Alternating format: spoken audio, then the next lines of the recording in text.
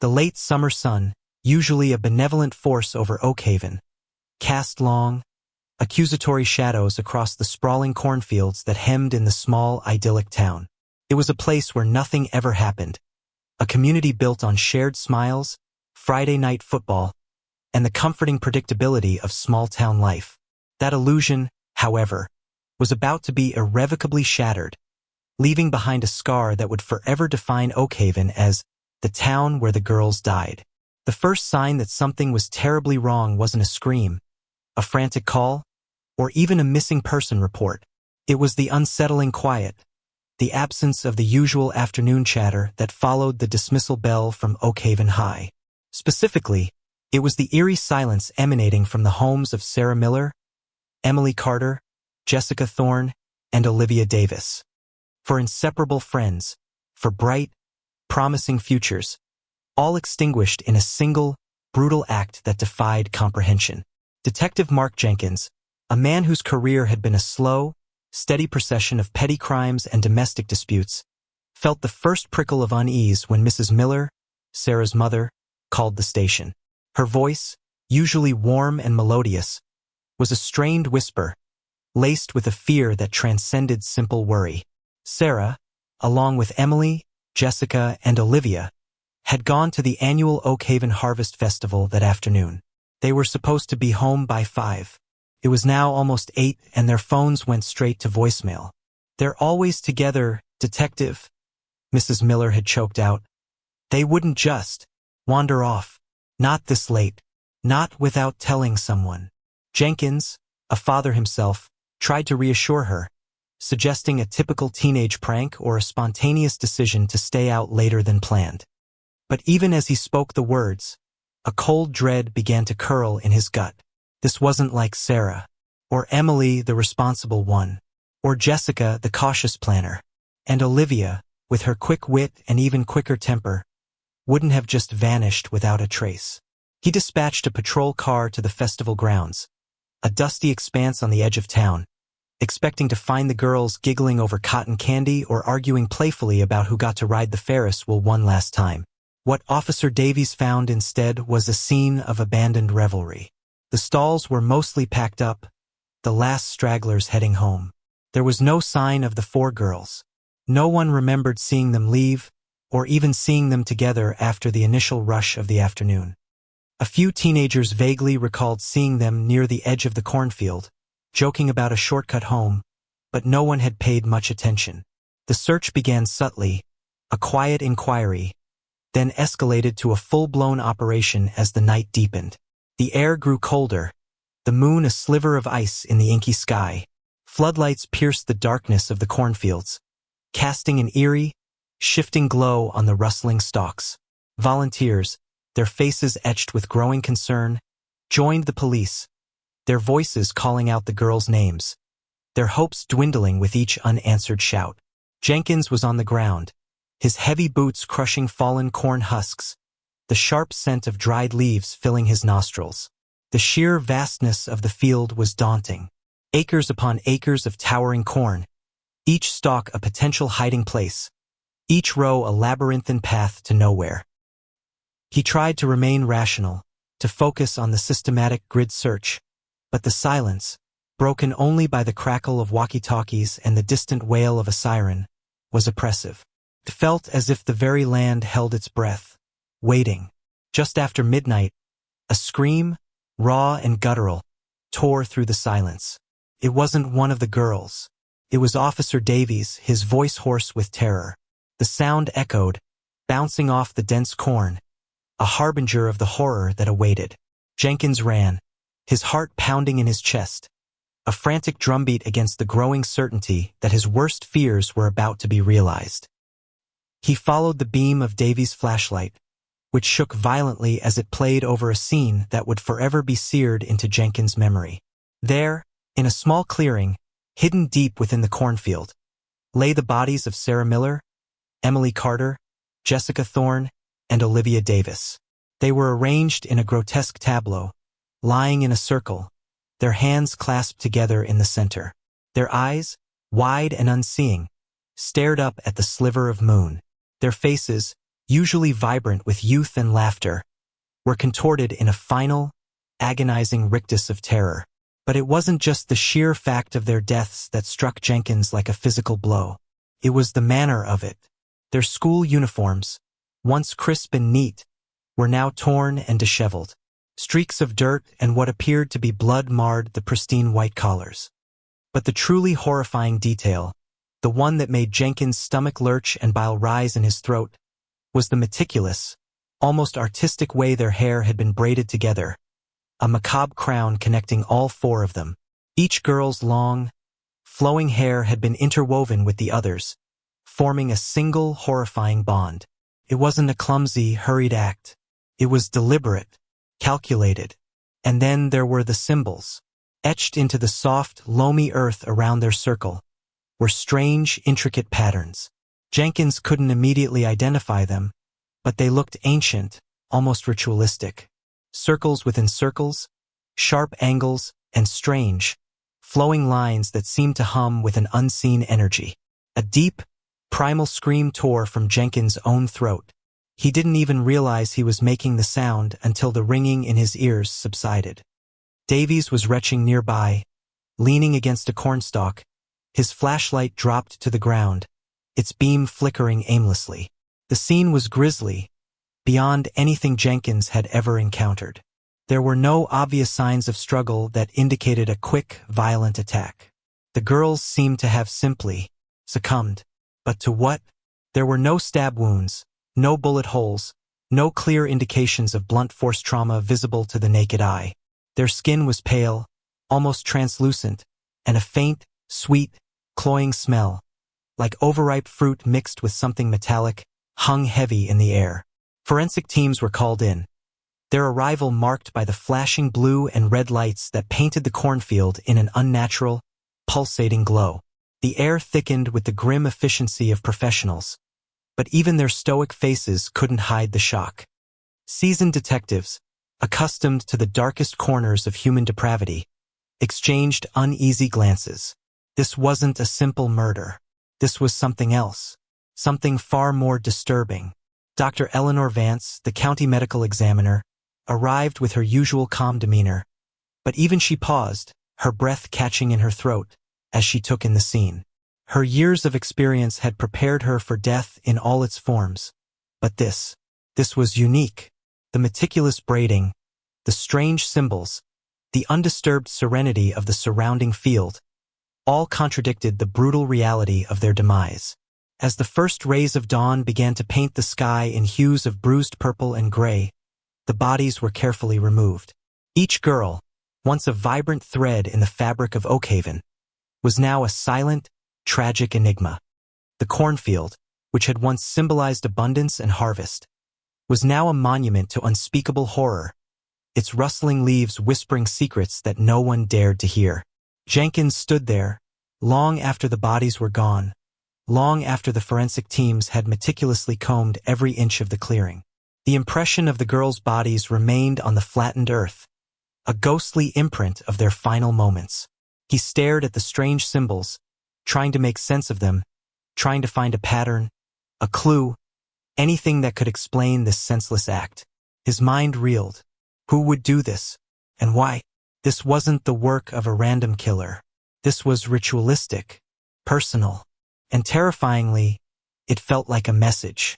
But what was the message and who was it for? The quiet, unsuspecting town of Oakhaven had been shattered. The whispering fields had become a graveyard, and the horror had only just begun. The quiet, idyllic life of Oakhaven was gone, replaced by a suffocating blanket of fear and suspicion. The innocent lives of 4 schoolgirls had been extinguished, leaving behind a chilling mystery that would test the very limits of human understanding. The true nightmare, Jenkins knew, had only just begun. The evil that had stalked the cornfields was still out there, lurking in the shadows, waiting. The days that followed the discovery of the 4 schoolgirls' bodies plunged Oakhaven into a chilling abyss of grief and paranoia.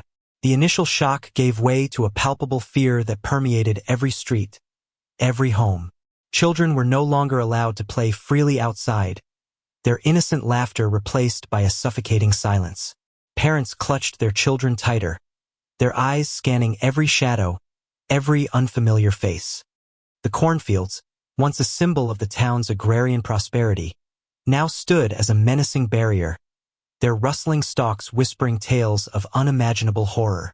Detective Jenkins, fueled by a potent cocktail of grief, anger, and professional obligation, threw himself into the investigation with a grim determination. The small Oakhaven Police Department, accustomed to minor infractions, was completely overwhelmed. State and federal agencies, including the FBI, quickly descended upon the town, their presence a stark reminder of the unprecedented brutality of the crime. The autopsies, conducted by Dr. Eleanor Vance with meticulous precision, offered little in the way of concrete answers, deepening the chilling mystery. There were no signs of sexual assault, no defensive wounds, no struggle. It was as if the girls had simply lain down and died. The cause of death for all four was bafflingly vague. Acute respiratory failure. Their lungs, though, showed no signs of fluid, no obstruction. There were no poisons detectable in their systems, no signs of drug overdose. It's like they just stopped breathing, Mark. Dr. Vance had explained, her voice unusually subdued over the phone. But not from any physical trauma I can identify. Their bodies are clean, almost untouched, except for the post-mortem lividity and the initial stages of rigor mortis. Unnatural. The only physical anomalies were faint, almost imperceptible red marks on their necks, consistent with a very light, almost symbolic constriction, not enough to cause significant bruising or struggle. And then there was the faint, sweet, metallic smell that had permeated the crime scene. Dr. Vance described it as something akin to decaying flowers mixed with iron. It was present on the girls' clothes and hair, but its source remained elusive. The most disturbing discovery came from the detailed examination of their hair. The intricate braids, a macabre centerpiece of the crime scene, were not simply tied together. Each strand had been woven with extraordinary care, almost like a weaver at a loom. Microscopic analysis revealed minute traces of an unknown pollen, a dark, almost black dust, clinging to the interwoven strands. It was unlike any local flora. Meanwhile, the symbols etched into the earth around the girls' bodies became a focal point for the investigation. FBI profilers, accustomed to the twisted logic of serial killers, were stumped. The symbols weren't part of any known cult, gang, or extremist group iconography. They weren't satanic. They weren't ancient runes. They seemed to be a unique, complex language, hinting at something far more esoteric and disturbing. Special Agent Anya Sharma, a sharp, no-nonsense profiler from the FBI's Behavioral Analysis Unit, took charge of the symbolic analysis. She brought in linguists, anthropologists, and even a retired professor of ancient religions, Dr. Eris Thorne, who had a reputation for deciphering obscure symbols. "These are not random, Detective," Anya explained to Jenkins, pointing to blown-up photographs of the symbols spread across a conference table. Each line, each curve, each intersection seems to have intent. A narrative, almost. But it's a narrative we don't understand. Dr. Thorne, a man whose face was a roadmap of wrinkles and whose eyes held the wisdom of countless forgotten texts, peered through his thick spectacles. "There's an unsettling familiarity," he mused, tracing a pattern with a gnarled finger. Elements reminiscent of certain ancient agricultural rites, specifically those involving fertility and sacrifice, but fragmented, distorted, as if someone took pieces of various beliefs and wove them into something new, something darker. The term sacrifice hung in the air, a chilling pronouncement that sent shivers down Jenkins' spine. Sacrifice for what? And who would orchestrate such a gruesome ritual involving four innocent schoolgirls? The investigation turned inward. Oakhaven, once a beacon of small-town charm, became a crucible of suspicion. Every resident was a potential suspect, every stranger a potential killer. Interviews were conducted, alibis checked, and surveillance cameras from the few businesses in town were scrutinized. But there were no leads. No one had seen anything out of the ordinary. The girls had simply walked into the cornfield and vanished, only to reappear in that horrifying tableau. Jenkins found himself haunted by the images. He saw the girls' faces in his sleep, their wide, terror-stricken eyes staring up at him. He heard the faint, sweet, metallic smell in the air, even when he was miles from the crime scene. He replayed the discovery over and over, searching for a detail he might have missed, a glint of metal, a footprint, a discarded cigarette, but nothing. The scene had been meticulously clean, almost pristine, save for the gruesome centerpiece. The families of the victims were shattered. Mrs. Miller, Sarah's mother, refused to leave her daughter's room, clutching Sarah's favorite teddy bear, her grief a raw, open wound. Mr. and Mrs. Carter, Emily's parents, became withdrawn, their once vibrant home now a mausoleum of silence. The Thorne family, Jessica's parents, channeled their anguish into relentless pressure on the police, demanding answers that no one had. And Olivia's parents, the DeVises, succumbed to a quiet despair, their hope extinguished like a candle in a storm. One evening, Jenkins found himself at the edge of the cornfield, the tape barriers a stark reminder of the tragedy within. The setting sun cast long, skeletal shadows, and the rustling corn seemed to whisper secrets, taunting him with its silence. He imagined the girls walking into that field, full of youthful exuberance, unaware of the horror that awaited them. What had they seen? What had they felt in those final moments? A local farmer, Old Man Hemlock, a recluse with a lifetime of stories etched into his weathered face, approached Jenkins. Hemlock rarely spoke to outsiders, but his eyes held a strange, knowing glint.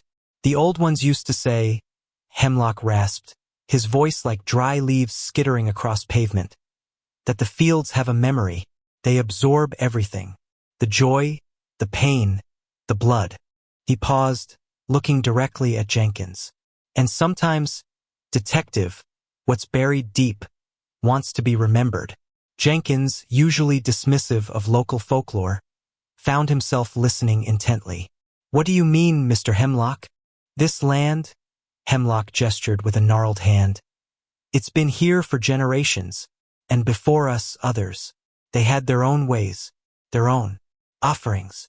He leaned closer, his voice dropping to a conspiratorial whisper. There are stories, old stories, of the harvest weaver. A spirit, some say, a force that demands its due for a bountiful harvest, especially when the balance is disturbed. Jenkins scoffed internally. A spirit? He was a detective, a man of logic and facts, not ghost stories. But the sheer, inexplicable nature of the crime made him hesitant to dismiss anything outright. What kind of offerings? Hemlock's gaze was unsettlingly direct. Innocence, detective. Life. Blood woven into the earth, just like the corn. They say if the weaver is not appeased, the harvest fails. And sometimes, it takes what it wants, regardless of whether an offering is made. The old man's words, though steeped in superstition, sent a shiver down Jenkins' spine. The harvest weaver, the offerings, the blood woven into the earth, it all resonated with the gruesome tableau in the cornfield. The meticulously braided hair, the strange symbols. Was it possible? Could there be something more, something ancient and primal at play, beyond the grasp of modern forensic science? He dismissed the idea as quickly as it came. He was a detective. He dealt with flesh and blood, not spirits and folklore. But the seed of doubt had been planted. The inexplicable nature of the girls' deaths, the lack of a clear cause, the ritualistic arrangement, all seemed to defy conventional explanation. Back at the station, Anya Sharma's team made a breakthrough, not in identifying a suspect, but in interpreting the symbols. Dr. Thorne, after weeks of painstaking research, finally connected the fragmented patterns to a forgotten, pre-colonial agricultural cult that once thrived in the region. These symbols, Dr. Thorne announced, his voice filled with a mixture of excitement and dread, are a corruption of ancient agricultural sigils. They represent growth, fertility, the cycle of life and death. But here, he pointed to specific alterations. They've been inverted, twisted. These are not symbols of appeasement, detective. These are symbols of binding, of consumption. Consumption? Jenkins asked, his brow furrowed. Yes, Dr. Thorne confirmed, his eyes wide. The ritual, as best I can decipher, speaks of drawing life force from the offering, binding it to the land to ensure prosperity. A perversion of ancient belief. And the braiding, that would be to connect the vessels, to channel the energy collectively. The words sent a fresh wave of nausea through Jenkins.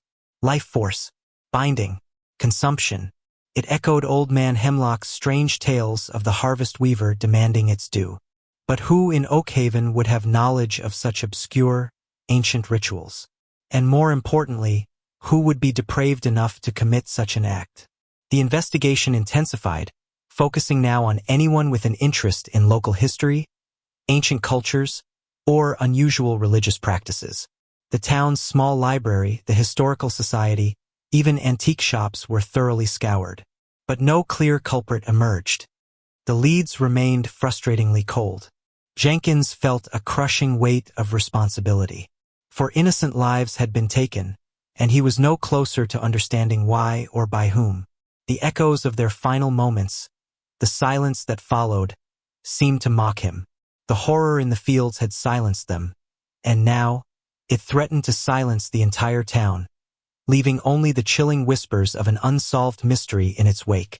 The cornfields, once a symbol of life, now stood as a silent, menacing testament to death, their secrets held tight within their rustling stalks. The true terror, Jenkins knew, was that the harvest weaver, or whatever evil had taken hold, might not be finished with Oakhaven. The weeks bled into months, each passing day deepening the chasm of despair that had swallowed Oakhaven. The initial fury and grief had slowly calcified into a bitter, gnawing fear. The FBI agents eventually packed up, leaving behind a mountain of unsolved files and a lingering sense of helplessness. Detective Jenkins, however, refused to abandon the case. The faces of Sarah, Emily, Jessica, and Olivia were etched into his soul, a constant reminder of his unfulfilled promise to bring their killer to justice. The official police narrative remained ambiguous, a ritualistic killing by an unknown perpetrator with an obscure motive. But for Jenkins, and for a growing number of Oakhaven residents, the answers felt deeper, more rooted in the very land they lived on. Old Man Hemlock's whispers about the harvest weaver and Dr. Thorne's deciphered symbols of binding and consumption had begun to merge into a horrifying, if illogical, theory. Jenkins found himself spending more and more time at the town's historical society, a dusty, neglected building filled with forgotten relics and yellowed documents. He was no longer just looking for a human killer. He was looking for a pattern, a history, something that could explain the inexplicable. He pored over old maps, land deeds, and local folklore. He interviewed the town elders again, pressing them not for facts, but for stories, for the hushed tales passed down through generations. One afternoon, while sifting through a box of brittle, handwritten journals from the late 1800s, Jenkins stumbled upon a chilling entry. It was penned by a Reverend Elijah Harding, a stern, God-fearing man who had founded the first church in Oakhaven. The entry, dated 1897, spoke of a blight upon the land, a mysterious illness that had swept through the town, causing the crops to fail and children to fall ill with a strange, wasting sickness. The corn dies, Harding had written in a trembling hand. The children sicken, and the ancient darkness stirs. They speak of the harvest's demand of appeasement. But God's will is not found in pagan sacrifice. I will not allow it. We will cleanse this land of its heathen practices. Further entries revealed Harding's growing obsession with a local family, the Blackwoods, who lived on the very land that now hosted the cornfield where the girls were found. The Blackwoods were described as peculiar, isolated, and clinging to old ways. Harding suspected them of practicing dark rituals to ensure their harvest, even hinting at unnatural offerings. The journal abruptly ended after an entry describing a fire that had consumed the Blackwood farmhouse and fields in 1898, tragically claiming the lives of the entire family. The incident was officially ruled an accidental fire, but Harding's final, frantic words hinted at something far more sinister. The darkness has not been purged. It merely sleeps, and the land remembers its debts. A cold dread seeped into Jenkins' bones. The Blackwood farm. The very ground where Sarah, Emily, Jessica, and Olivia had met their grisly end. Couldn't be a coincidence. He revisited Dr. Thorne, presenting him with Reverend Harding's journal. Dr. Thorne's eyes widened as he read the entries. The Blackwoods. Yes, they were known to be practitioners of a highly localized, syncretic form of agricultural mysticism, blending ancient native beliefs with distorted European folk magic. It was, as Reverend Harding feared, about binding life to the land for prosperity. And the fire? Jenkins asked, his voice barely a whisper. A convenient end, perhaps, Dr. Thorne mused, or a desperate attempt to sever a connection, if their rituals had grown. Too potent, too demanding, it might have been an attempt to destroy the source. Jenkins felt a horrifying realization dawn on him. What if the fire hadn't destroyed the source at all? What if it had merely dormant, waiting for the right conditions to awaken? What if the harvest weaver wasn't a spirit, but a lingering, malevolent energy, awakened by something? He remembered the unknown pollen, the dark dust found on the girl's hair. He remembered the faint, sweet, metallic smell. And then, a detail from the initial crime scene report, something he had dismissed as irrelevant. A small, almost microscopic cluster of unusual, dark red mushrooms found growing at the very edge of the clearing where the girls were discovered. They had been dismissed as common, non-poisonous fungi. He immediately contacted Dr. Vance, urging her to re-examine the mushroom samples. He also requested an in-depth analysis of the soil from the crime scene, specifically looking for any unusual organic compounds. A few days later, Dr. Vance called him, her voice strained. "Mark, you're not going to believe this. The mushrooms, they're not native to Oakhaven. In fact, they're not native to this continent. They're a rare, highly specialized parasitic fungus, Fungus somnus mortem, fungus of sleep and death, typically found in isolated, ancient burial sites in South America. They thrive on specific organic matter, decaying animal tissue, and blood. And then the bombshell, the pollen, Mark, the dark dust found on the girl's hair, it's from these mushrooms. And the smell, that faint, sweet, metallic scent, it's a byproduct of their reproductive cycle. A neurotoxin inhaled, it causes acute respiratory failure, paralysis of the diaphragm. It's painless, almost serene, like slipping into a deep sleep. Jenkins' blood ran cold. The mushrooms, the ritual, the symbols of binding and consumption. The pieces of the horrifying puzzle were beginning to click into place. The Blackwoods, with their ancient, twisted rituals, had somehow cultivated these parasitic fungi, possibly believing they amplified the binding effect of their sacrifices. The fire, meant to destroy them, had instead buried them, allowing them to lie dormant for over a century. But what had awakened them? He returned to the cornfield, this time with a team of botanists and soil experts.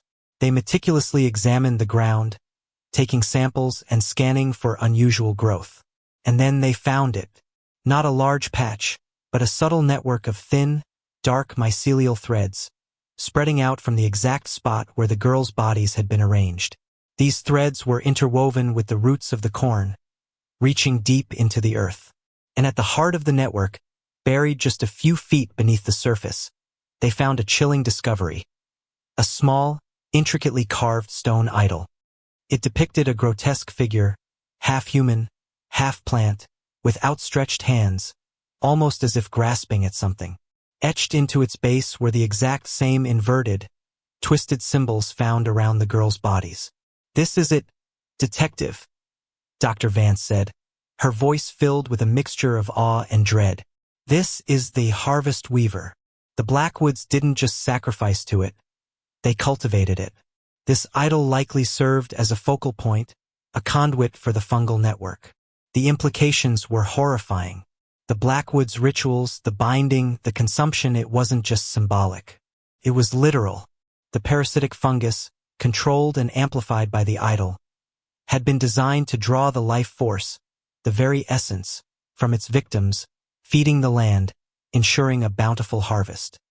And the girls, innocently walking into that field, had stumbled upon an ancient, malevolent force that had finally reawakened.